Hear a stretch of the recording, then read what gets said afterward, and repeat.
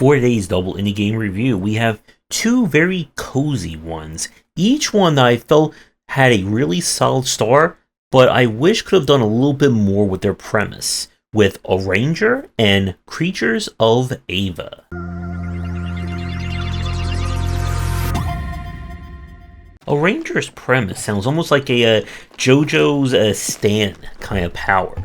You play a young woman who has the power of Sokoban all around her. Wherever she moves, objects will move in accordance, which of course causes a bit of trouble in living with other people in a city. But she decides to head outside in order to solve the mysteries as to why everyone is closed up and a mysterious kind of force that seems to be corrupting the land. Can she solve things? Can she make friends? And will she ever learn that she can just, pick things up instead of just shuffling them all around? Well, that is kind of the case for Arranger. This is I guess in essence, a Sokoban story adventure game, where you must explore the land using said powers in order to solve puzzles, beat up some bosses, and learn more about what's going on. I love the art style of this one, especially kind of like the still frames that are used for the almost like in-game cutscenes that they have as like pictures in the background as you're exploring. The gameplay, again, is just pure old Sokoban. As your ability, you're able to move in any direction, and then objects that are on the same kind of plane or line as you will move accordingly. If there's an empty space, when an object kind of moves into a wall, it will kind of wrap around to where that space is. This is used extensively when it comes to moving around the environment and getting objects and other MacGuffins into proper places. Any object that is affected by the static force cannot be moved, and this will of course come into play with several of the puzzles and kind of progressions that you'll have to get past. The game is told through a linear story. With each chapter you're heading into a new area, meeting new people, and getting into more and more elaborate Sokoban puzzles. The puzzle difficulty in this one, I would put this in the challenging column. You see, you have to kind of learn how to move around in this world. In a way, it reminds you a little bit of trying to play Catherine, but very completely different puzzle logic there. Just in the notion of having these kind of maneuvers you'll need to pick up if you want to quickly and effortlessly get around. As for the actual puzzles, you'll have to move objects into kind of the correct places to get around or to open up something. As the game goes on, more environmental hazards and kind of interactables will be introduced, which you will have to factor into the puzzles. The main issue that I have with the gameplay is that everything is kind of factored into the environmental side of things. You're not picking up any kind of new powers. What you do in the game is not changing from beginning to end, but it's more about just throwing more things that kind of get in your way. We play this all the way through to the end of the second chapter with the second boss fight, and at that point I just kind of felt like I saw enough of this game.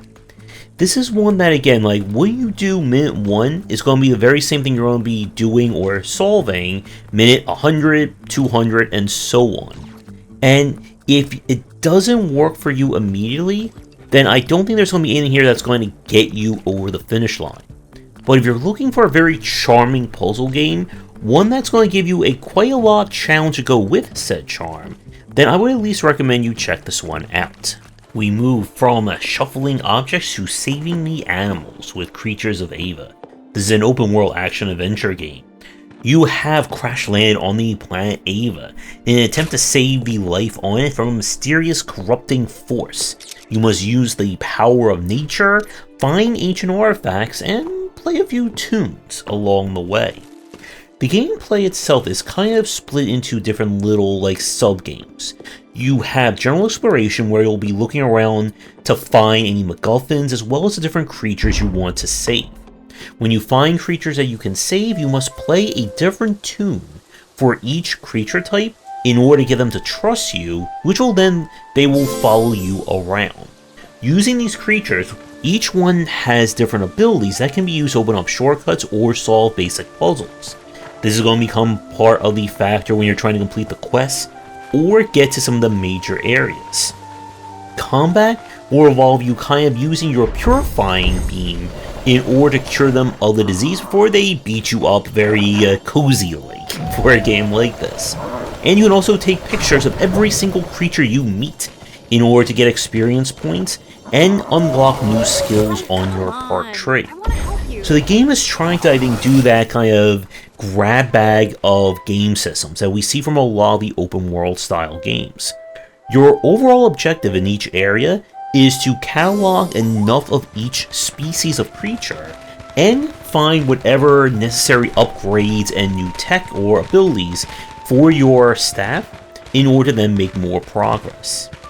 I like the art style in this one. It has a very, again, like, eye-catching aesthetic to the different creatures and to the environment that you're exploring. The problem I have with this one is that it feels like it's trying to copy too much of the open world style, where it's less about kind of an all-encompassing story or progression, and just more about checking things off on the good old open world Ubisoft style list. So yes, you're around to go around, collect all the different creatures, collect different consumables, get enough stuff for your skill tree, go on all these different side quests. And while there's a lot of stuff to do, it didn't feel like it was really getting all that more involved. Because each creature has like very specific ways of interacting, it kind of renders the puzzles to, okay, this object's in your way, which creature nearby has the corresponding icon, rinse and repeat. Speaking about rinsing and repeating, having to keep entering in the same melodies when you're trying to capture multiple creatures or repeating the same creature type became very cumbersome over time. If you're not rhythmically blessed like I am, then it can become very annoying to do, and especially the fact you have to keep doing it for the same creatures until you meet the objective for the area. Combat is just there. If you're looking for like full-on action adventure or Zelda or even a Dark Souls, you're not going to find that here. And I kind of wish that Creatures of Ava was maybe like a smaller game, but making these elements far more impactful. The whole idea of taking the photos, it starts out being very important, but then it gets kind of shuffled to the side in favor of you just going around and saving them and like delivering them back to your ship. And this is one of those games that, much like our previous one with the Ranger, what you do within like the first 20 to 30 minutes of it is what you're going to be doing again and again and again without too much change in it. For this one, we got to about the end of the first biome, and I just kind of saw enough, which again keeps in line with our previous game.